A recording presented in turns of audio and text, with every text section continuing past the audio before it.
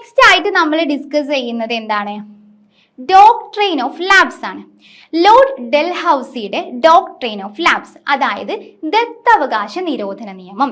ബ്രിട്ടീഷുകാര് ബംഗാളില് ഭരണം സ്ഥാപിച്ചതോടുകൂടെ അവരൊരുപാട് നികുതി സമ്പ്രദായങ്ങൾ ഇന്ത്യയിൽ കൊണ്ടുവന്നു. എന്തിനു വേണ്ടിയിട്ടായിരുന്നു? ഇന്ത്യയിൽ അവരുടെ ഭരണം സ്ഥാപിക്കാൻ വേണ്ടിയിട്ട്. അതുപോലെ തന്നെ ഇന്ത്യയിലെ പ്രദേശങ്ങൾ കീഴടക്കാൻ വേണ്ടിയിട്ട് അവർ കൊണ്ടുവന്നിട്ടുണ്ടായിരുന്ന മറ്റൊരു നിയമമായിരുന്നു ഡോക്ട്രെയിൻ ഓഫ് ലാബ്സ് എന്ന് പറയുന്നത്, ദത്താവകാശ നിരോധന നിയമം. അപ്പൊ ഈ ഒരു ദത്താവകാശ നിരോധന നിയമം എങ്ങനെയാണ് 1857 കലാപത്തിന് കോൺട്രിബ്യൂഷൻസ് നൽകിയിട്ടുണ്ടായിരുന്നത്, അതാണ് നമ്മൾ നോക്കാൻ പോകുന്നത്.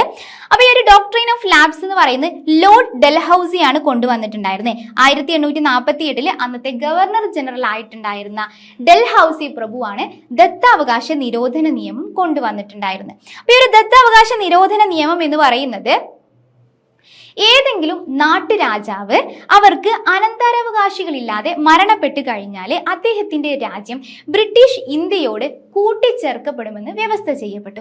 ഇതാണ് ദത്താവകാശ നിരോധന നിയമം എന്ന് പറയുന്നത്. അപ്പൊ ദത്താവകാശ നിരോധന നിയമപ്രകാരം ഏതെങ്കിലും ഒരു നാട്ടുരാജാവ് അദ്ദേഹത്തിന് അനന്തരാവകാശികളില്ലാതെ മരണപ്പെട്ടു കഴിഞ്ഞാൽ ആ ഒരു പ്രദേശം എന്ത് ചെയ്യും? അവര് ബ്രിട്ടീഷ് ഇന്ത്യയോട് കൂട്ടിച്ചേർക്കപ്പെട്ടു. അപ്പോൾ സൈനിക സഹായ വ്യവസ്ഥയെ പോലെ തന്നെ യുദ്ധങ്ങളിലൂടെ അല്ലാതെ നാട്ടുരാജ്യങ്ങളിലെ അധികാരം സ്ഥാപിക്കാൻ വേണ്ടിയിട്ട് ബ്രിട്ടീഷുകാർ കൊണ്ടുവന്നിട്ടുണ്ടായിരുന്ന ഒരു സിസ്റ്റമായിരുന്നു ഈ ഒരു ദത്താവകാശ നിരോധന നിയമം എന്ന് പറയുന്നത്. അപ്പോൾ ഈ ഒരു ദത്താവകാശ നിരോധനത്തിലൂടെ അവർ ഒരുപാട് പ്രദേശങ്ങൾ അവരുടെ കീഴിലാക്കി. സത്താറയായിരുന്നു ആദ്യമായിട്ട് ഇത്തരത്തിൽ അവരെന്ത് ചെയ്തിട്ടുണ്ടായിരുന്നു? അവരുടെ കീഴിലാക്കിയിട്ടുണ്ടായിരുന്ന ഒരു പ്രദേശം എന്ന് പറയുന്നത്. അടുത്തായിട്ട് ജയ്ത്പൂർ, സംബൽപൂർ, ഭഗത്, ഉദയ്പൂർ, ഝാൻസി, നാഗ്പൂർ, അവധ് തുടങ്ങിയിട്ടുള്ള ഒരുപാട് പ്രദേശങ്ങൾ എന്ത് ചെയ്തു?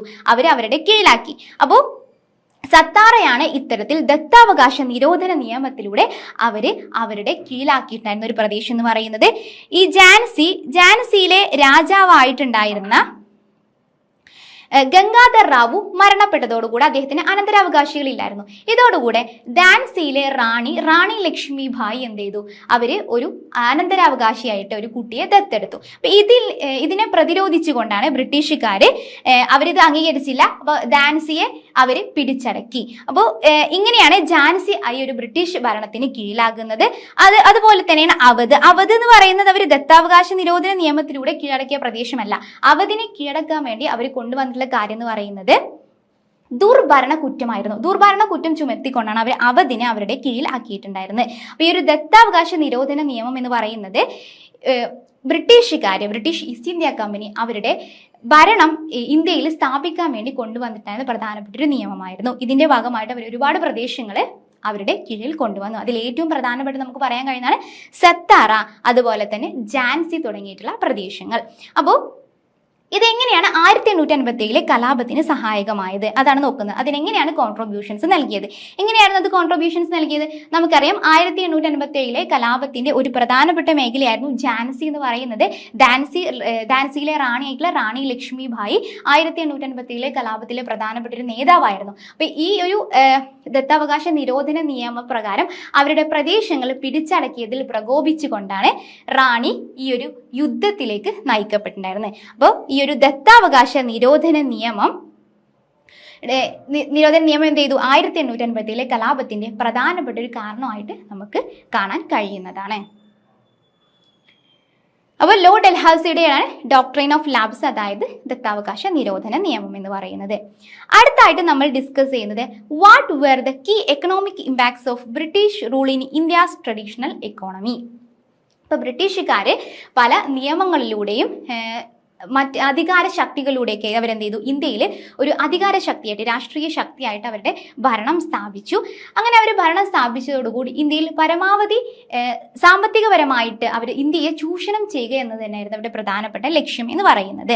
അപ്പോൾ ഇന്ത്യയിൽ നിന്ന് പരമാവധി സാമ്പത്തികപരമായിട്ടുള്ള കാര്യങ്ങൾ കൈക്കലാക്കാൻ വേണ്ടിയിട്ട് അവർ ശ്രമിച്ചു. അങ്ങനെ അതിന്റെ ഫലമായിട്ട് ഇന്ത്യയിൽ ഒരുപാട് എക്കണോമിക് ഇമ്പാക്ട്സുകൾ ഉണ്ടായിട്ടുണ്ട്. ബ്രിട്ടീഷ് ഭരണത്തിന്റെ ഫലമായിട്ട് ഇന്ത്യയിൽ ഒരുപാട് എക്കണോമിക് ഇമ്പാക്റ്റുകൾ ഉണ്ടായിട്ടുണ്ട്. എങ്ങനെയാണത് ട്രഡീഷണൽ ഇന്ത്യൻ എക്കോണമിയെ തകർത്തെറിഞ്ഞത് എന്നാണ് നമ്മൾ നെക്സ്റ്റ് നോക്കുന്നത്. അപ്പൊ എങ്ങനെയാണ് ബ്രിട്ടീഷ് ഭരണം ട്രഡീഷണൽ എക്കോണമിയെ തകർത്തെറിഞ്ഞിട്ടുണ്ടായിരുന്നത്? എങ്ങനെയായിരുന്നു അത് ട്രഡീഷണൽ എക്കോണമിയെ തകർത്തെറിഞ്ഞിട്ടുണ്ടായിരുന്നത്? എന്തൊക്കെയായിരുന്നു ഇന്ത്യയുടെ ഇന്ത്യക്ക് നേരിടേണ്ടി വന്നിട്ടുള്ള സാമ്പത്തിക ആഘാതങ്ങൾ എന്ന് പറയുന്ന എക്കണോമിക് ഇമ്പാക്ട്സ് എന്തൊക്കെയായിരുന്നു? അപ്പോൾ ബ്രിട്ടീഷുകാർ ഇന്ത്യയിലേക്ക് എത്തിയിട്ടുണ്ടായത് വ്യാപാര ആവശ്യങ്ങൾക്ക് വേണ്ടിയിട്ടായിരുന്നു. അപ്പൊ ആദ്യഘട്ടങ്ങളിൽ അവര് ഇന്ത്യയിൽ നിന്ന് ഒരുപാട് സുഗന്ധദ്രവ്യങ്ങളും മറ്റുള്ള അസംസ്കൃത വസ്തുക്കളൊക്കെ യൂറോപ്പിലേക്ക് കൊണ്ടുപോവുകയാണ് ചെയ്തിട്ടുണ്ടായിരുന്നത്. എന്നാൽ പിന്നീട് അവര് ഈ ഒരു ഇൻഡസ്ട്രിയൽ റവല്യൂഷന്റെ ഭാഗമായിട്ട് ഒരുപാട് നിർമ്മിത വസ്തുക്കൾ ഇന്ത്യയിലേക്ക് കൊണ്ടുവന്നു.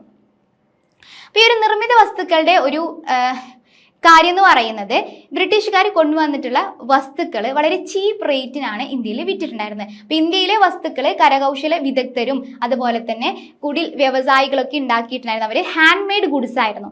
എന്നാൽ ബ്രിട്ടീഷുകാരുടെ വസ്തുക്കൾ എന്ന് പറയുന്നത് എന്തായിരുന്നു? അവരുടെ മെഷീൻ മെയ്ഡ് ഗുഡ്സ് ആയിരുന്നു. അപ്പൊ ഇന്ത്യയിലെ ഹാൻഡ് മെയ്ഡ് ഗുഡ്സിന് കൂടുതൽ വില ആയിരുന്നു. എന്നാൽ അവരുടെ ബ്രിട്ടീഷുകാരുടെ മെഷീൻ മെയ്ഡ് ഗുഡ്സിന് ഇന്ത്യൻ ഹാൻഡ് മെയ്ഡ് ഗുഡ്സിനെ അപേക്ഷിച്ച് വില വളരെയധികം കുറവായിരുന്നു. അതുകൊണ്ട് തന്നെ അതിന് കൂടുതൽ ആവശ്യക്കാരുണ്ടാവുകയുണ്ടായി. അപ്പോൾ ഇന്ത്യയിലെ കുടിൽ വ്യവസായങ്ങളും അതുപോലെ തന്നെ കരകൗശല വ്യവസായങ്ങളൊക്കെ ഇതോടുകൂടി തകർന്നടിഞ്ഞു. കൂടാതെ അവര് ദുർഭരണ കുറ്റം ചുമത്തിക്കൊണ്ടും അതുപോലെ സൈനിക സഹായ വ്യവസ്ഥയിലൂടെയും ദത്താവകാശ നിരോധന നിയമത്തിലൂടെയൊക്കെ അവര് ഇന്ത്യയിലെ പല നാട്ടുരാജ്യങ്ങളെയും അവരുടെ കീഴിലാക്കുകയുണ്ടായി. അപ്പൊ ഇതിലൂടെ ഈ ഒരു നാട്ടുരാജ്യങ്ങളുടെ ഭാഗമായിട്ട് നിലനിന്നിട്ടുണ്ടായിരുന്ന ഒരുപാട് കരകൗശല വിദഗ്ധരുണ്ടായിരുന്നു, അതുപോലെ മറ്റുള്ള വിഭാഗക്കാരുണ്ടായിരുന്നു. അവരൊക്കെ തകർന്നടിയാൻ തുടങ്ങി. ഇതൊക്കെ ഇന്ത്യയുടെ ട്രഡീഷണൽ എക്കോണമിയുടെ തകർച്ചക്കാണ് വഴിവെച്ചത്. ഇപ്പൊ ബ്രിട്ടന്റെ വില കുറഞ്ഞ യന്ത്രോൽപ്പന്നങ്ങളുടെ കടന്നുകയറ്റം, അതുപോലെ തന്നെ അവരുടെ റെയിൽവേയുടെ വ്യാപനം തുടങ്ങിയിട്ടുള്ള കാര്യങ്ങളൊക്കെ ഇന്ത്യയിലെ ഒരു ട്രഡീഷണൽ എക്കോണമിയുടെ നാശത്തിലേക്ക് നയിച്ചു. അപ്പോൾ റെയിൽവേയുടെ വ്യാപനം എങ്ങനെയാണ് കാരണമായത്? റെയിൽവേ അവർ പ്രധാനമായിട്ടും കൊണ്ടുവന്നിട്ടുണ്ടായിരുന്നത് അവരുടെ സൈനികരെ മറ്റുള്ള പ്രദേശങ്ങളിലേക്ക് എത്തിക്കാൻ വേണ്ടിയിട്ടായിരുന്നു.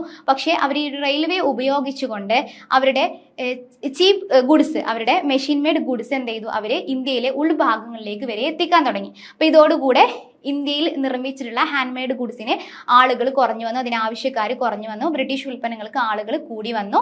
അപ്പൊ അതുകൊണ്ട് തന്നെ ഇന്ത്യയിലെ ട്രഡീഷണൽ എക്കോണമി തകർത്ത് എറിയപ്പെടുകയുണ്ടായി.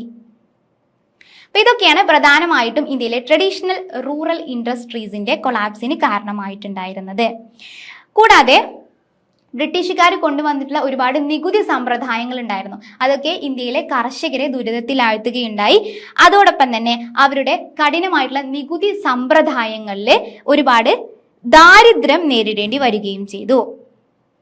പക്ഷേ ബ്രിട്ടീഷുകാര് ഇന്ത്യയിൽ ഒരു എന്ത് ചെയ്തിട്ടുണ്ടായിരുന്നു? അവര് ചില ഇൻഡസ്ട്രീസ് ഇന്ത്യയിൽ സ്ഥാപിച്ചിട്ടുണ്ടായിരുന്നു. അപ്പൊ ഇന്ത്യയിലെ ട്രഡീഷണൽ എക്കോണമിയെ നശിപ്പിച്ചിട്ടുണ്ടെങ്കിലും ഇന്ത്യയിൽ ഒരുപാട് ഇൻഡസ്ട്രീസ് സ്ഥാപിക്കാൻ വേണ്ടിയിട്ട് ബ്രിട്ടീഷുകാർ ശ്രമിച്ചിട്ടുണ്ടായിരുന്നു. പക്ഷേ ഇന്ത്യൻ വ്യവസായങ്ങളുടെ പുരോഗതി എന്ന് പറയുന്നത് ബ്രിട്ടീഷുകാർ തടസ്സപ്പെടുത്തുകയുണ്ടായി. കൂടാതെ ഇന്ത്യൻ വ്യവസായങ്ങൾക്ക് ബ്രിട്ടീഷ് ഗവൺമെന്റ് യാതൊരു തരത്തിലുള്ള സംരക്ഷണവും നൽകുകയും ചെയ്തിട്ടുണ്ടായിരുന്നില്ല. കൂടാതെ ഇന്ത്യയിൽ സാങ്കേതിക വിദ്യാഭ്യാസങ്ങൾ വളരെ കുറവായിരുന്നു. അത്തരത്തിലുള്ള സ്കൂളുകളൊന്നും ഇന്ത്യയിൽ ബ്രിട്ടീഷുകാർ സ്ഥാപിച്ചിട്ടുണ്ടായിരുന്നില്ല. ഇതൊക്കെ ഇന്ത്യയുടെ ട്രഡീഷണൽ എക്കോണമിയെ നശിപ്പിക്കുകയാണ് ചെയ്തത്.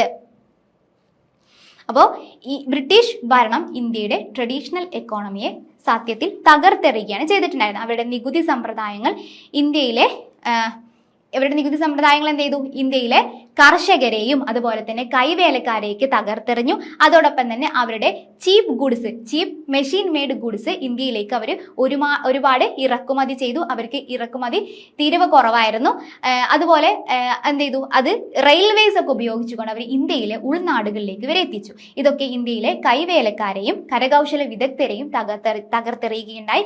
അതോടൊപ്പം തന്നെ ഇന്ത്യയിലെ നാട്ടുരാജ്യങ്ങളെ പല കാര്യങ്ങളിലൂടെ അവർ പിടിച്ചെടുത്തു. അപ്പൊ നാട്ടുരാജ്യങ്ങളുടെ ഭാഗമായിട്ട് നിലനിന്നിട്ടുണ്ടായിരുന്ന ഒരുപാട് കൈവേലക്കാരുണ്ടായിരുന്നു. ഇതൊക്കെ അവരെ തകർത്തെറിയുകയുണ്ടായി. ഓക്കെ, ഒരു ക്വസ്റ്റ്യൻ വന്നത് എന്താന്ന് വെച്ചാൽ ഫസ്റ്റ് കർണാട്ടിക് വാർ എന്താണ് പറയുന്നത്? പുസ്തകത്തിൽ 1940 to 48 പക്ഷേ നെറ്റിൽ 46 മുതൽ 48 വരെ എന്നാണ് ഒരു ക്വസ്റ്റ്യൻ വന്നിട്ടുള്ളത്. അപ്പം നമ്മൾ കർണാട്ടിക് വാറിനെ കുറിച്ച് നമ്മൾ ഡീറ്റെയിൽ ആയിട്ട് ഡിസ്കസ് ചെയ്തിട്ടുണ്ടായിരുന്നു. അപ്പോൾ ക്ലാസ് കേട്ടിട്ടുണ്ടായിരുന്നില്ല. അപ്പോൾ ഇതിന്റെ ഒരു കാരണം എന്ന് പറയുന്നത് എന്തെന്ന് വെച്ചാൽ ഫസ്റ്റ് കർണാട്ടിക് വാർ തുടങ്ങിയിട്ടുണ്ടായിരുന്നത് 1946 മുതൽ 48 വരെയുള്ള കാലഘട്ടത്തിലാണ്. കർണാട്ടിക് വാറിന്റെ ഇയർ നമ്മൾ പറയുന്നത് 46 മുതൽ 48 വരെയാണ്. പക്ഷെ നമ്മൾ പറഞ്ഞിട്ടുണ്ടായിരുന്നു ഈ ഒരു കർണാട്ടിക് വാറുകൾ ആരംഭിച്ചിട്ടുണ്ടായിരുന്നു എവിടെ നിന്നായിരുന്നു? യൂറോപ്പിൽ നിന്നായിരുന്നു അല്ലെ? ഈ ഒരു ഫസ്റ്റ് കർണാട്ടിക് വാറിന്റെ കാരണം എന്തായിരുന്നു? യൂറോപ്പില് ആരംഭിച്ചിട്ടുണ്ടായിരുന്ന യുദ്ധങ്ങളായിരുന്നു അല്ലെ. അപ്പൊ അതുകൊണ്ട് തന്നെ 1940 യൂറോപ്പിൽ ആരംഭിച്ചിട്ടുണ്ടായിരുന്ന യുദ്ധത്തിന്റെ ഫലമായിട്ടാണ് ഇത് തുടങ്ങിയിട്ടുണ്ടായിരുന്നത്. എന്നാൽ ഇന്ത്യയിൽ അത് ആരംഭിച്ചത് 1946 എന്നാണ്. അതിന്റെ യഥാർത്ഥത്തിലുള്ള തുടക്കം യൂറോപ്പിൽ നിന്നാണ്. 1940 ഇത് ആരംഭിച്ചിട്ടുണ്ടായിരുന്നത്. പക്ഷെ അത് ഇന്ത്യയിൽ ബ്രിട്ടീഷുകാരും ഫ്രഞ്ചുകാരും നമ്മളൊരു യുദ്ധമായിട്ട് മാറിയത് 1946 അപ്പൊ അത് യൂറോപ്പിൽ ആരംഭിച്ചിട്ടുള്ള യുദ്ധം ഇന്ത്യയിൽ ആരംഭിച്ചത് 1946 അതാണ് അതിന്റെ ഒരു ഇയറിൽ മാറ്റം വരുന്നത് എന്ന് പറയുന്നത്. ഓക്കെ, അപ്പോൾ 40 യുദ്ധത്തിന്റെ ഫലമായിട്ടാണ് എന്ത് ചെയ്തത്, അത് ഇന്ത്യയിൽ ആരംഭിച്ചിട്ടുണ്ടായിരുന്നത്. അതാണ് നോക്കേണ്ടത് കേട്ടോ. 40 യുദ്ധമാണ് അതിന് കാരണമായിട്ടുണ്ടായിരുന്നത്. എന്നാൽ ഇന്ത്യയിൽ ആരംഭിച്ചത് എന്നാണ് 1946 അതാണ് ആ ഇയറിൽ വരുന്ന പ്രശ്നം എന്ന് പറയുന്നത്. അപ്പൊ ഇയർ നിങ്ങൾ ഇങ്ങനെ തന്നെ എഴുതിയാൽ മതിയാവും, നിങ്ങളെ ടെക്സ്റ്റ് ബുക്കിലുള്ളത് പോലെ തന്നെ എഴുതിയാൽ മതിയാവും. പക്ഷെ അതിന്റെ കാരണം എഴുതുമ്പോൾ 1940 ആസ്ട്രിയൻ പിന്തുടർച്ചാവകാശ യുദ്ധത്തിന്റെ ഭാഗമായിട്ടാണ് ഈ ഒരു യുദ്ധം തുടങ്ങിയത് എന്ന് നമ്മൾ എന്ത് ചെയ്യണം, എഴുതണം. അങ്ങനെയാണ് അതിന്റെ കോസ് നമ്മൾ എഴുതേണ്ടത്. ഓക്കെ, ക്ലിയർ അല്ലേ?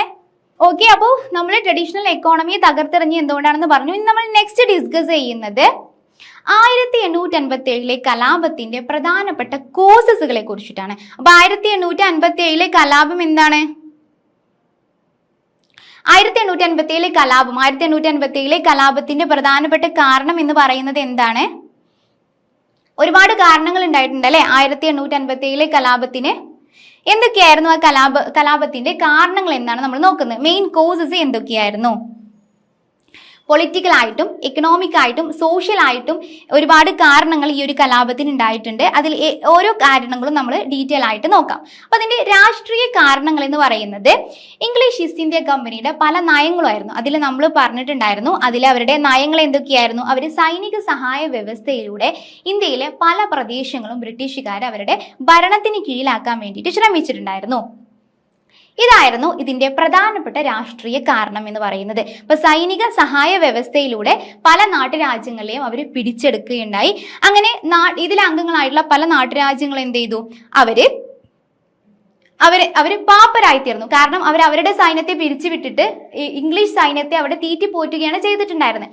അതുകൊണ്ട് തന്നെ ഈ ഒരു സൈനിക സഹായ വ്യവസ്ഥയിൽ അംഗമായിട്ടുള്ള പല നാട്ടുരാജ്യങ്ങളും പൂർണ്ണമായിട്ട് പാപ്പരായി മാറി. ആ ഒരു നാട്ടുരാജ്യങ്ങളെ ഒരു തകർച്ചയിലേക്ക് നയിക്കപ്പെട്ടു. അതുപോലെ തന്നെ ഈ ഒരു സമയത്ത് ഡൽഹൌസി പ്രഭു കൊണ്ടുവന്നിട്ടുണ്ടായിരുന്ന ഒരു പിടിച്ചെടുക്കൽ നയം ഉണ്ടായിരുന്നു. ഇങ്ങനെ ഇതിന്റെ ഭാഗമായിട്ടാണ് അവധ് അദ്ദേഹം തന്റെ പ്രദേശത്തോട് കൂട്ടിച്ചേർത്തിട്ടുണ്ടായിരുന്നത്. ബ്രിട്ടീഷ് ഈസ്റ്റ് ഇന്ത്യ കമ്പനിയുടെ പ്രദേശത്തോട് കൂട്ടിച്ചേർത്തിട്ടുണ്ടായിരുന്നത്. അവധിനെ ദുർഭരണ കുറ്റം ചുമത്തിക്കൊണ്ട് അവര് എന്ത് ചെയ്തു, അവരുടെ പ്രദേശത്തോട് കൂട്ടിച്ചേർക്കുകയുണ്ടായി. അപ്പൊ ഇത്തരത്തിൽ ബ്രിട്ടീഷ് ഈസ്റ്റ് ഇന്ത്യ കമ്പനിയുടെ പിടിച്ചെടുക്കൽ നയങ്ങളാണ് ഇതിലെ പ്രധാനപ്പെട്ട രാഷ്ട്രീയ കാരണങ്ങളായിട്ട് നമുക്ക് പറയാൻ കഴിയുന്നത്. അതിൽ നമ്മൾ പറഞ്ഞത് എന്തൊക്കെയായിരുന്നു? ഫസ്റ്റ് വണ് സൈനിക സഹായ വ്യവസ്ഥ, അതുപോലെ തന്നെ ദത്താവകാശ നിരോധന നിയമം പോലുള്ള ഒരുപാട് പിടിച്ചെടുക്കൽ നയങ്ങൾ ബ്രിട്ടീഷുകാർ കൊണ്ടുവന്നിട്ടുണ്ടായിരുന്നു. ഇതൊക്കെയാണ് ഇതിന്റെ പ്രധാനപ്പെട്ട രാഷ്ട്രീയ കാരണങ്ങളായിട്ട് നമുക്ക് പറയാൻ കഴിയുന്നത്. ഇനി നെക്സ്റ്റ് ആണ് സാമ്പത്തിക കാരണങ്ങൾ. സാമ്പത്തിക കാരണങ്ങളായിട്ട് നമുക്ക് പറയാൻ കഴിയുന്നത് വ്യാപാരികളുടെ തകർച്ചയാണ്. ബ്രിട്ടീഷുകാര് ഒരുപാട് അവരുടെ മെഷീൻ മെയ്ഡ് ഗുഡ്സ് ഇന്ത്യയിലേക്ക് ഇറക്കുമതി ചെയ്തു. ഈ ഒരു മെഷീൻ മെയ്ഡ് ഗുഡ്സിന്റെ ഒരു സവിശേഷത എന്ന് പറയുന്നത് വളരെ ചീപ്പ് റേറ്റിലാണ് അവർ ഇറക്കുമതി ചെയ്തിട്ടുണ്ടായിരുന്നത്. അങ്ങനെ അതോടുകൂടി അവർക്ക് അവർ ഫ്രീ ട്രേഡിലൂടെയായിരുന്നു, അവർക്ക് തീരുവയൊന്നും ഉണ്ടായിരുന്നില്ല, ഇറക്കുമതി തീരുവയൊന്നും അവർക്ക് കൊടുക്കേണ്ടി വന്നിട്ടുണ്ടായിരുന്നില്ല. ഇതോടുകൂടി ഇന്ത്യൻ വ്യാപാരികൾ തകർച്ചയുടെ ഒരു വക്കിലേക്ക് എത്തി. അതോടൊപ്പം തന്നെ ബ്രിട്ടീഷുകാർ ഒരുപാട് ഭൂനികുതി വ്യവസ്ഥകൾ കൊണ്ടുവന്നിട്ടുണ്ടായിരുന്നു.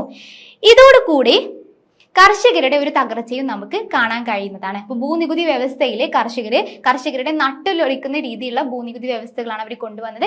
പെർമനന്റ് സെറ്റിൽമെന്റ്, റൈറ്റ് വാരി, മഹൽവാരി തുടങ്ങിയിട്ടുള്ള ഒരുപാട് നികുതി സമ്പ്രദായങ്ങൾ അവർ കൊണ്ടുവന്നിട്ടുണ്ടായിരുന്നു. അങ്ങനെ അമിതമായിട്ടുള്ള നികുതി ഭാരം, ചൂഷണം, ഇതിലൂടെയൊക്കെ കർഷകരെ കൂടുതൽ ബുദ്ധിമുട്ടിലാവുകയുണ്ടായി. അപ്പൊ ഇതോടുകൂടെ അവരുടെ പല ആളുകൾ എന്ത് ചെയ്തു, ആ ഒരു പ്രദേശത്ത് നിന്ന് കുടിയൊഴിപ്പിക്കപ്പെട്ടു. അങ്ങനെ അവർക്ക് അവരുടെ പ്രദേശങ്ങൾ, അവരുടെ ഭൂമി നഷ്ടപ്പെട്ടു. അവർ കൂടുതൽ പാപ്പരായി മാറി. ഇതൊക്കെയാണ് അതിന്റെ പ്രധാനപ്പെട്ട സാമ്പത്തിക കാരണങ്ങളായിട്ട് പറയുന്നത്. കൂടാതെ മറ്റൊരു കാരണം, സാമ്പത്തിക കാരണമായിട്ട് നമുക്ക് പറയാൻ കഴിയുന്നത് കൈവേലക്കാരുടെ തകർച്ചയാണ്. എന്താണ് കൈവേലക്കാരുടെ തകർച്ച? ഇന്ത്യയിലെ പരമ്പരാഗത വ്യവസായങ്ങളെ ഈ ഒരു ബ്രിട്ടീഷ് ഭരണം തകർത്തെറിയുകയുണ്ടായി. ബ്രിട്ടീഷ് ഉൽപ്പന്നങ്ങളെ വിൽക്കാനും അസംസ്കൃത വസ്തുക്കളെ ഇവിടെ നിന്ന് കയറ്റുമതി ചെയ്യാനും വേണ്ടിയിട്ടായിരുന്നു ആദ്യം ബ്രിട്ടീഷുകാർ അവർ ചെയ്തിട്ടുണ്ടായിരുന്നു. ആദ്യം ഒരു ബ്രിട്ടീഷുകാർ എന്താ ചെയ്തിട്ടുണ്ടായിരുന്നു, ഇന്ത്യയിൽ നിന്ന് അസംസ്കൃത വസ്തുക്കൾ ബ്രിട്ടനിലേക്ക് കയറ്റുമതി ചെയ്യുക.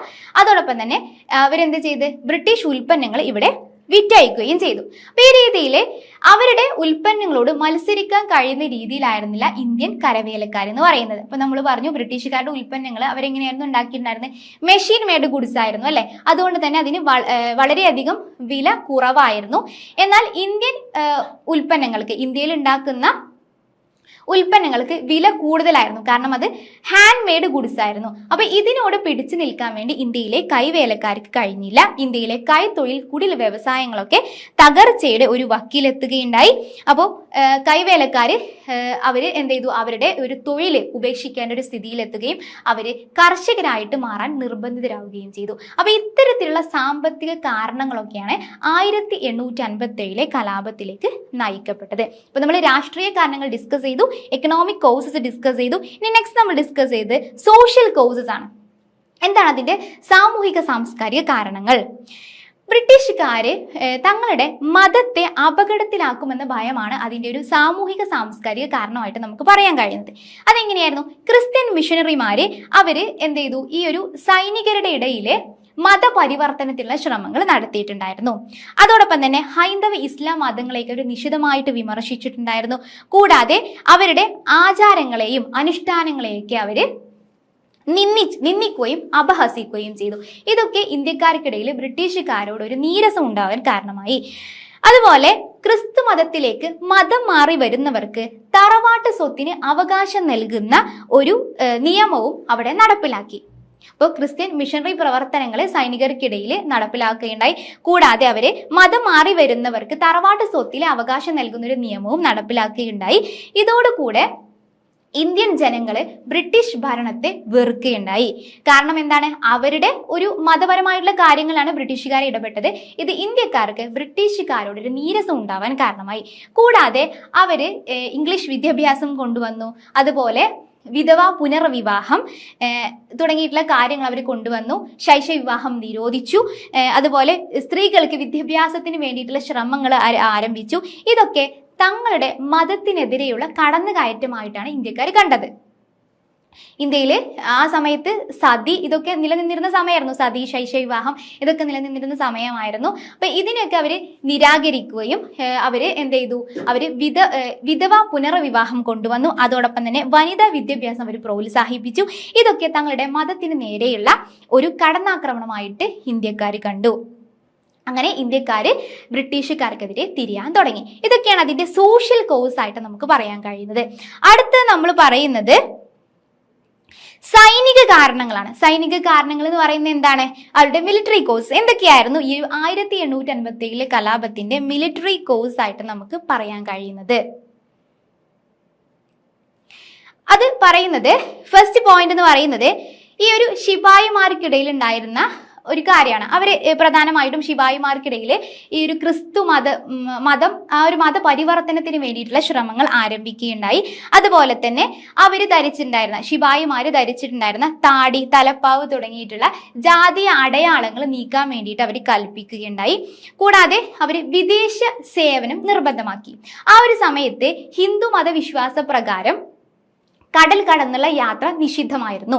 അപ്പൊ അതുകൊണ്ട് തന്നെ അവർ ഈ ഒരു വിദേശ സേവനം നിർബന്ധമാക്കിയതോടുകൂടെ കടൽ കടന്ന് യുദ്ധത്തിന് പോയ ഹിന്ദു മതത്തിലുള്ള ശിപായിമാരെ അവരുടെ കുടുംബത്തിലോ ഗ്രാമത്തിലോ ഒക്കെ കയറ്റാത്ത ഒരു സിറ്റുവേഷൻ വന്നു. അപ്പൊ ഇതോടുകൂടെ സൈനികർക്ക് ബ്രിട്ടീഷുകാർക്കെതിരെ ഒരു നീരസം വരാൻ കാരണമായി. ബ്രിട്ടീഷുകാരോട് ഒരു എന്ത് ചെയ്തു, അവർക്ക് ബ്രിട്ടീഷുകാർക്കെതിരെ ഒരു നീരസം വരാൻ ഇത് കാരണമാവുകയുണ്ടായി. ഇതൊക്കെയാണ് പ്രധാനപ്പെട്ട മിലിറ്ററി കോഴ്സ് ആയിട്ട് നമുക്ക് പറയാൻ കഴിയുന്നത്.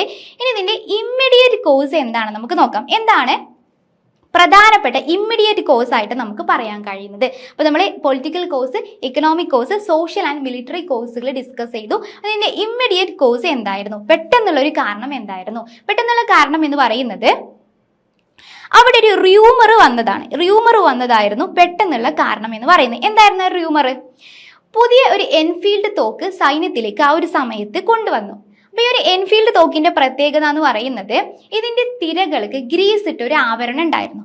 അപ്പൊ അവര് തിരകള് തോക്കിലേക്ക് നിറക്കുന്നതിന് മുമ്പ് ഈ ഒരു ഗ്രീസ് ഇട്ട ആവരണം കടിച്ച് പൊട്ടിക്കണമായിരുന്നു. അപ്പൊ ഈ രീതിയിലായിരിക്കണം അവര് തിരകള് ഈ ഒരു തോക്കിലേക്ക് നിറയ്ക്കേണ്ടത്. അപ്പൊ ഈ ഒരു തിരകളുടെ പുറമേയുള്ള ഈ ആവരണം പശുവിന്റെയും പന്നിയുടെയും കൊഴുപ്പുകൾ കൊണ്ടാണ് നിർമ്മിച്ചത് എന്നൊരു റൂമർ ആ ഒരു സമയത്ത് സൈനികർക്കിടയിൽ വ്യാപിക്കാൻ തുടങ്ങി. ഇതാണ് ഈ ഒരു യുദ്ധത്തിന്റെ ആസന്ന കാരണമായിട്ട് കണക്കാക്കുന്നത്. അപ്പോൾ പശു എന്ന് പറയുന്നത് ഹിന്ദു മതവിശ്വാസികൾക്ക് വളരെ പുണ്യമായിട്ടുള്ള കാര്യമാണ്. എന്നാൽ പന്നി എന്ന് പറയുന്നത് മുസ്ലിം മതവിശ്വാസികൾക്ക് നിഷിദ്ധമായിട്ടുള്ള കാര്യമാണ്. അപ്പൊ ബ്രിട്ടീഷുകാർ ബോധപൂർവം തങ്ങളുടെ മതത്തെ ഇല്ലായ്മ ചെയ്യാൻ വേണ്ടി ശ്രമിക്കുകയാണ്, മതബോധത്തെ ഇല്ലായ്മ ചെയ്യാൻ വേണ്ടി ശ്രമിക്കുകയാണ് എന്നൊരു വിശ്വാസം എന്ത് ചെയ്തു, ശിപായിമാർക്കിടയിൽ വന്നു. അങ്ങനെ അവര് ഈ ഒരു കലാപത്തിലേക്ക് നയിക്കുകയുണ്ടായി. ഇതാണ് അതിന്റെ ഇമ്മീഡിയറ്റ് കോഴ്സ് ആയിട്ട് നമുക്ക് പറയാൻ കഴിയുന്നത്. അപ്പൊ നമ്മൾ political, economic, social and military കോഴ്സസും ഇമ്മീഡിയറ്റ് കോഴ്സസും ഡിസ്കസ് ചെയ്യുകയുണ്ടായി. ഓക്കെ, ഈ നെക്സ്റ്റ് വരുന്നത് what were the reasons for the failure of the revolt of 1857. അപ്പൊ 1857 കലാപത്തിന്റെ പരാജയത്തിനുള്ള കാരണം എന്താണ്? അപ്പൊ ഈ ഒരു 1857 കലാപം വിജയകരമായിരുന്നോ എന്ന് ചോദിച്ചാൽ എന്താ നമുക്ക് പറയാൻ കഴിയുന്നത്? അത് പരാജയമായിരുന്നു അല്ലെ. ഈ ഒരു കലാപം ഇന്ത്യയുടെ ഒന്നാം സ്വാതന്ത്ര്യ സമരം എന്ന പേരിലാണ് അറിയപ്പെടുന്നത്. ഇന്ത്യയിലെ ഒട്ടുമിക്ക ആളുകളും എന്ത് ചെയ്തിട്ടുണ്ട്, ഈ ഒരു കലാപത്തിൽ അണിചേർന്നിട്ടുണ്ടായിരുന്നു. ഇന്ത്യയിലെ ഭൂരിഭാഗം പ്രദേശങ്ങളും ഈ ഒരു കലാപത്തിനുണ്ടായിരുന്നു. അപ്പൊ അതുകൊണ്ട് തന്നെയാണ് ഇത് ഒന്നാം സ്വാതന്ത്ര്യ സമരം എന്നറിയപ്പെടുന്നത്. പക്ഷെ ഇത് ആത്യന്തികമായിട്ട് നമ്മൾ നോക്കുകയാണെങ്കിൽ 1857 കലാപം പരാജയമായിരുന്നു. എന്തായിരുന്നു അതിന്റെ ഫെയിലിയറിനുള്ള റീസൺസ്? അത് നമുക്ക് നോക്കാം. അതിന്റെ പ്രധാനപ്പെട്ട കാരണമായിട്ട് പറയുന്നത് കലാപം പ്രാദേശികമായിരുന്നു എന്നാണ്. കലാപം എന്തായിരുന്നു? അത് പ്രാദേശികമായിട്ടാണ് നിലനിന്നിട്ടുണ്ടായിരുന്നത്. അതിന് ലിമിറ്റഡ് ജോഗ്രഫിക് സ്പ്രെഡ് ആയിരുന്നു ഉണ്ടായിരുന്നത്. കലാപത്തിന് ജോഗ്രഫിക് സ്പ്രെഡ് വളരെയധികം കുറവായിരുന്നു. അത് എല്ലാ പ്രദേശങ്ങളിലേക്കും അത് വ്യാപിച്ചിട്ടുണ്ടായിരുന്നില്ല. പ്രത്യേകിച്ച് നമ്മൾ നോക്കുകയാണെങ്കിൽ സൗത്ത് ഇന്ത്യയിലേക്കും അതുപോലെ കിഴക്ക് പടിഞ്ഞാറ് ഇന്ത്യയിലേക്കൊന്നും അത് വ്യാപിച്ചിട്ടുണ്ടായിരുന്നില്ല. അതുകൊണ്ട് തന്നെ ദേശവ്യാപകമായിട്ട് വ്യാപിക്കാൻ കഴിയാത്തതുകൊണ്ട് തന്നെ അതിൻ്റെ ഒരു പരാജയമായിട്ട് നമുക്ക് കാണാൻ കഴിയും. അതുപോലെ തന്നെ അടുത്ത് പറയുന്നത് ലാക്ക് ഓഫ് യൂണിറ്റിയാണ്. ലാക്ക് ഓഫ് യൂണിറ്റി എന്ന് പറയുന്നത് ഈ ഒരു കലാപത്തിന് നേതൃത്വം കൊടുത്തിട്ടുണ്ടായിരുന്ന ഒരുപാട് നേതാക്കന്മാരുണ്ടായിരുന്നു അല്ലെ. ആ ഒരു നേതാക്കന്മാരൊക്കെ പ്രധാനമായിട്ടും അവരുടെ ഒരു പേഴ്സണൽ ആയിട്ടുള്ള കാര്യങ്ങൾ നേടാൻ വേണ്ടിയിട്ടാണ് വന്നിട്ടുണ്ടായിരുന്നത്. അല്ലാതെ അവര് ഒത്തൊരുമിച്ച് നിന്ന് ബ്രിട്ടീഷുകാർക്കെതിരെ പോരാടാൻ വേണ്ടിയിട്ടായിരുന്നില്ല ശ്രമിച്ചിട്ടുണ്ടായിരുന്നത്. കർഷകർ വന്നിട്ടുണ്ടായിരുന്ന എന്തായിരുന്നു, അവര് നികുതി ഭാരം കൊണ്ട് പൊറുതിമുട്ടിയവരായിരുന്നു. അപ്പൊ ഇതിൽ നിന്ന് രക്ഷ നേടാൻ വേണ്ടിയിട്ടായിരുന്നു കർഷകർ വന്നിട്ടുണ്ടായിരുന്നത്. അതുപോലെ തന്നെ ഝാൻസി റാണി ഇതിലെ പ്രധാനപ്പെട്ട നേതാവായിരുന്നു. അവർ വന്നിട്ടുണ്ടായിരുന്നത് ആ ഒരു ഝാൻസി എന്ന് പറയപ്പെടുന്ന പ്രദേശത്തെ പിടിച്ചടക്കിയതിന്റെ ദേഷ്യത്താലായിരുന്നു. അതുപോലെ അവധിന്റെ ഭരണാധികാരി വന്ന എന്തായിരുന്നു, അവധിനെ പിടിച്ചടക്കിയതിന്റെ ദേഷ്യത്തിലായിരുന്നു.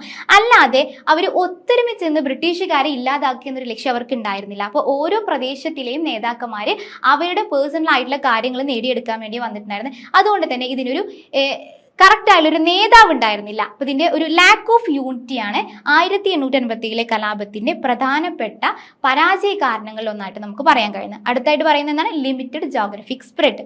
അത് എല്ലാ പ്രദേശങ്ങളിലേക്കും വ്യാപിക്കാൻ അതിന് കഴിഞ്ഞിട്ടുണ്ടായിരുന്നില്ല. നെക്സ്റ്റ് പറയുന്നതിന്റെ വീക്ക് ലീഡർഷിപ്പ് ആണ്. അതിന് നല്ല രീതിയിലുള്ള ലീഡർഷിപ്പ് ഉണ്ടായിരുന്നില്ല. അപ്പോൾ ഓരോ പ്രദേശത്തും നമ്മൾ പറഞ്ഞ പോലെ തന്നെ അവിടുത്തെ ലീഡേഴ്സ് അവരുടേതായിട്ടുള്ള പേഴ്സണൽ ആയിട്ടുള്ള കാര്യങ്ങൾ മാത്രം അത് നേടിയെടുക്കാൻ വേണ്ടി മാത്രമാണ് ശ്രമിച്ചിട്ടുണ്ടായിരുന്നത്. അല്ലാതെ അതിന് കറക്റ്റായിട്ട് ഒരു നേതൃത്വ നിര അതിന് ഉണ്ടായിട്ടുണ്ടായിരുന്നില്ല. അതുപോലെ തന്നെ ഈ ഒരു റബൽസിന് ആവശ്യമായിട്ടുള്ള റിസോഴ്സുകൾ കുറവായിരുന്നു. അവർക്ക് ആവശ്യമായിട്ടുള്ള റിസോഴ്സുകൾ കിട്ടിയിട്ടുണ്ടായിരുന്നില്ല. വളരെയധികം റിസോഴ്സുകൾ കുറവായതുകൊണ്ട് തന്നെ ബ്രിട്ടീഷുകാരെ അപേക്ഷിച്ച് നമ്മൾ നോക്കുകയാണെങ്കിൽ അവർക്ക് അത്രത്തോളം വിഭവങ്ങൾ ലഭ്യമായിരുന്നില്ല. അതുപോലെ തന്നെ നേതൃത്വത്തിന്റെ കുറവൊക്കെ ഈ ഒരു 1857 കലാപത്തിന്റെ പ്രധാനപ്പെട്ട പരാജയ കാരണങ്ങളായിട്ട് നമുക്ക് പറയാൻ കഴിയുന്നതാണ്. അപ്പോൾ 1857 കലാപം എല്ലാവർക്കും ക്ലിയർ ആയിട്ടെന്ന് വിശ്വസിക്കുന്നു. 1857 കലാപം എന്ന് പറയുന്നത് ഇന്ത്യയുടെ ഒന്നാം സ്വാതന്ത്ര്യ സമരമായിട്ടാണ് കണക്കാക്കുന്നത്. ഈ ഒരു കലാപത്തിന്റെ കാരണങ്ങൾ നമ്മൾ ഡിസ്കസ് ചെയ്തു. അതുപോലെ തന്നെ ആ ഒരു കലാപം ആത്യന്തികമായിട്ട് പരാജയമായിരുന്നു അല്ലെ. അതിന്റെ ഫെയിലിയറിന്റെ റീസൺസ് നമ്മൾ ഡിസ്കസ് ചെയ്യുകയുണ്ട്. അപ്പൊ കലാപം ഈ ഒരു 1857 കലാപം ഒരു ഇമ്പോർട്ടന്റ് ഏരിയ ആണ് കേട്ടോ. അത് ജസ്റ്റ് ഒന്ന് നോക്കി വെക്കണം, ഇമ്പോർട്ടന്റ് ഏരിയ ആണ്. ഇനി നെക്സ്റ്റ് നമ്മൾ ഡിസ്കസ് ചെയ്യുന്നത് what were the primary cause of the anti British civil peasant and tribal uprisings after 1857. അപ്പൊ 1857 കലാപം ഇന്ത്യയുടെ ഒന്നാം സ്വാതന്ത്ര്യ സമരമായിട്ടായിരുന്നു വിശേഷിപ്പിച്ചിട്ടുണ്ടായിരുന്നത്. ഇതിന്റെ ശേഷം പിന്നീട് ഒരുപാട് കലാപങ്ങൾ ഇന്ത്യയിൽ ഉയർന്നു വന്നിട്ടുണ്ട്. ഒരുപാട് ബ്രിട്ടീഷ് വിരുദ്ധ കലാപങ്ങൾ ഈ ഒരു കലാപത്തിന്റെ ശേഷം ഉയർന്നു വന്നിട്ടുണ്ടായിരുന്നു. എന്തായിരുന്നു ഇതിന്റെ പ്രധാനപ്പെട്ട കാരണങ്ങൾ?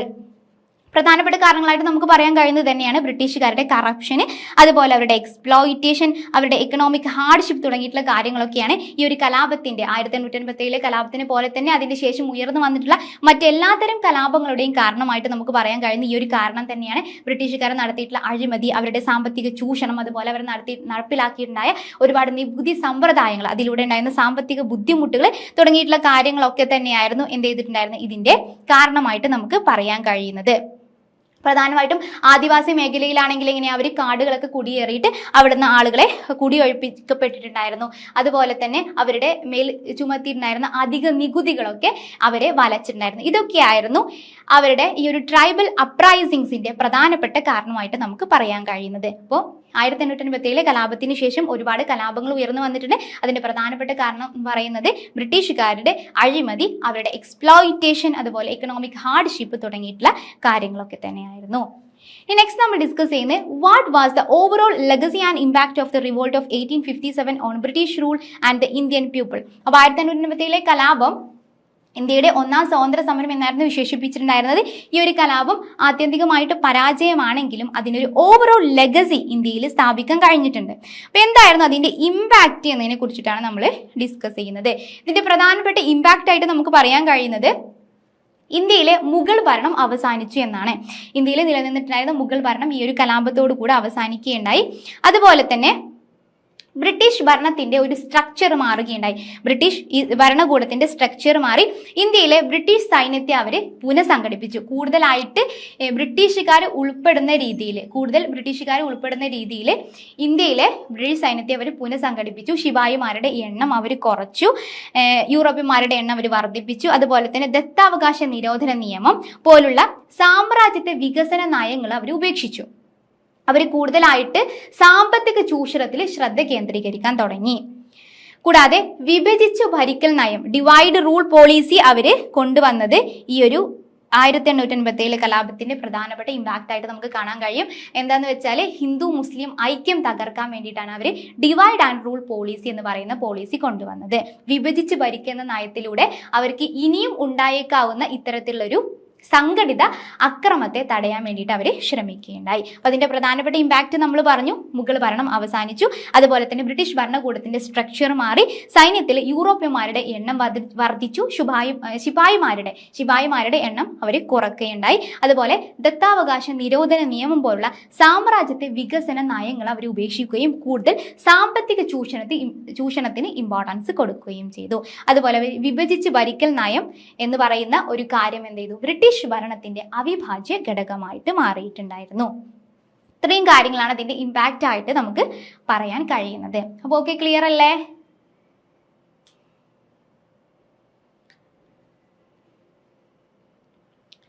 ഓക്കെ, നമുക്ക് നെക്സ്റ്റ് ക്വസ്റ്റ്യൻ നോക്കാം.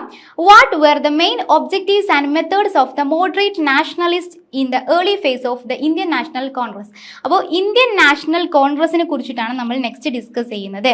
അപ്പോൾ ഇന്ത്യൻ നാഷണൽ കോൺഗ്രസിന്റെ മോഡറേറ്റ് ഫേസ് ഉണ്ടായിരുന്നു അല്ലേ? മോഡറേറ്റ് ഫേസ്, അതിന്റെ പ്രധാനപ്പെട്ട ഒബ്ജക്റ്റീവ്സുകൾ എന്തൊക്കെയായിരുന്നു? മോഡറേറ്റ് ഫേസ് എന്ന് പറയുന്നത് മിതവാദ രാഷ്ട്രീയമാണ്, മിതവാദമാണ്. ഈ ഒരു മോഡറേറ്റ് നാഷണലിസ്റ്റുകൾ എന്ന് പറയുന്ന 1885 മുതൽ 1905 വരെയുള്ള കാലഘട്ടമാണ് ഈ ഒരു പീരീഡ് എന്ന് പറയുന്നത്. അപ്പോൾ ഈ ഒരു പീരീഡിൽ അവരുടെ പ്രധാനപ്പെട്ട മെത്തേഡ്സുകൾ എന്തൊക്കെയായിരുന്നു അവരുടെ പ്രധാനപ്പെട്ട മെത്തേഡ്സ് എന്ന് പറയുന്നത്? അവർ കൂടുതൽ ഇമ്പോർട്ടൻസ് കൊടുത്തിട്ടുണ്ടായിരുന്നത് പെറ്റീഷൻസിന്, അതുപോലെ തന്നെ മെമ്മോറാണ്ടംസ്, ഇതൊക്കെ ഗവൺമെന്റിന് അർപ്പിക്കാൻ വേണ്ടിയിട്ടായിരുന്നു. അതുപോലെ അവര് ഇംഗ്ലണ്ടിലേക്ക് അവരുടെ പ്രതിനിധികളെ അയക്കാൻ വേണ്ടി ശ്രമിച്ചിട്ടുണ്ടായിരുന്നു. അതുപോലെ പബ്ലിക് സ്പീച്ചുകൾ നടത്തിയിട്ട്, മീറ്റിംഗ്സ് നടത്തിയിട്ട്, ആനുവൽ സെഷൻസ് ഒക്കെ നടത്തിക്കൊണ്ട് അവരുടെ ആവശ്യങ്ങൾ നേടിയെടുക്കാൻ വേണ്ടിയിട്ടായിരുന്നു അവർ ശ്രമിച്ചിട്ടുണ്ടായിരുന്നത്. അപ്പൊ മിതവാദ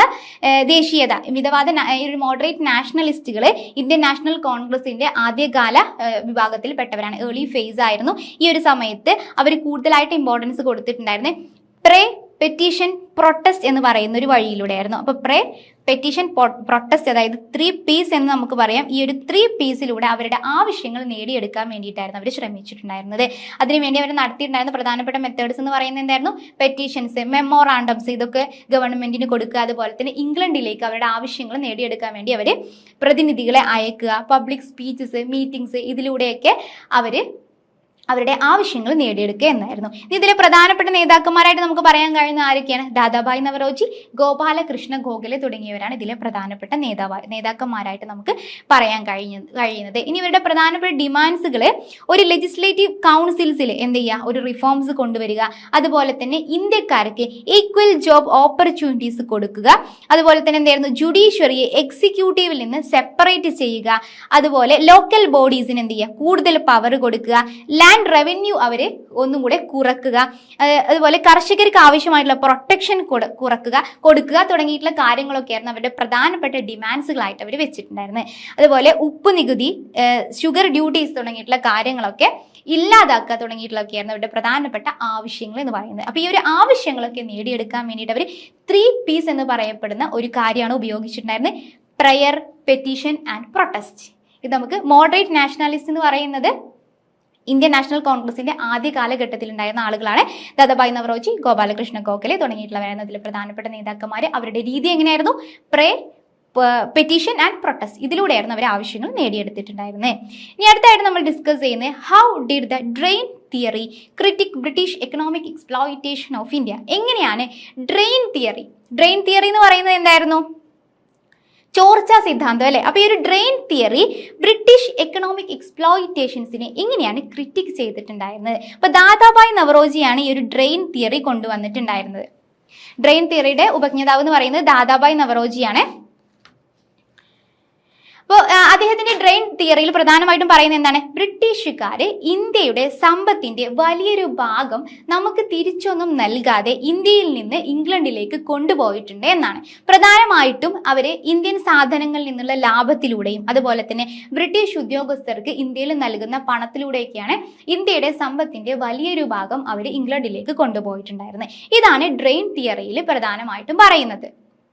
അപ്പോൾ അവർ ഇത് സ്റ്റാർട്ട് ചെയ്തിട്ടുണ്ടായത് 1757 ഈ ഒരു ഡ്രെയിൻ തിയറി അവർ സ്റ്റാർട്ട് ചെയ്തിട്ടുണ്ടായിരുന്നത്. ഈ ഒരു ചോർച്ച അവർ സ്റ്റാർട്ട് ചെയ്തിട്ടുണ്ടായിരുന്നത്. അപ്പോൾ അവർ ട്രേഡ് മൊണോപോളി സ്ഥാപിച്ചുകൊണ്ട് അതുപോലെ തന്നെ അവർ എന്ത് ചെയ്തു? ബ്രിട്ടീഷ് ഉദ്യോഗസ്ഥന്മാർക്ക് കൂടുതൽ പണം നൽകിക്കൊണ്ടൊക്കെ അവരെന്ത് ചെയ്തു? ഇന്ത്യയിൽ നിന്ന് കൂടുതൽ സമ്പത്ത് ബ്രിട്ടനിലേക്ക് കയറ്റിക്കൊണ്ടു പോവുകയാണ് ചെയ്തത് എന്നാണ് ഈ ഒരു ഡ്രെയിൻ തിയറിയിലൂടെ ദാദാഭായ് നവറോജി പറഞ്ഞിട്ടുണ്ടായിരുന്നത്. അപ്പോൾ ഇന്ത്യയുടെ വർദ്ധിച്ചു വരുന്ന ദാരിദ്ര്യത്തിന്റെ പ്രധാന കാരണം എന്ന് പറയുന്നത് ഈ ഒരു ഡ്രെയിൻ തിയറിയാണ്. ഇവരിവിടുന്ന് കൊണ്ടുപോയിട്ടുള്ള സമ്പത്ത് തന്നെയാണ് എന്നായിരുന്നു ഈ ഒരു ഡ്രെയിൻ തിയറിയിലൂടെ അദ്ദേഹം പറഞ്ഞിട്ടുണ്ടായിരുന്നത്. ഇപ്പം ഇന്ത്യയിലെ എക്കണോമിക് എക്സ്പ്ലോയിറ്റേഷന്റെ പ്രധാനപ്പെട്ട ഒരു കാരണം എന്ന് പറയുന്നത് എന്താണ്? ബ്രിട്ടീഷുകാർ ഇംഗ്ലണ്ടിലേക്ക് ഇന്ത്യയിൽ നിന്ന് കൂടുതൽ സമ്പത്ത് കൊണ്ടുപോയതായിരുന്നു. ആ ഒരു കാര്യത്തെയാണ് ഡ്രെയിൻ തിയറിയിൽ പ്രധാനമായിട്ട് പറയുന്നത്.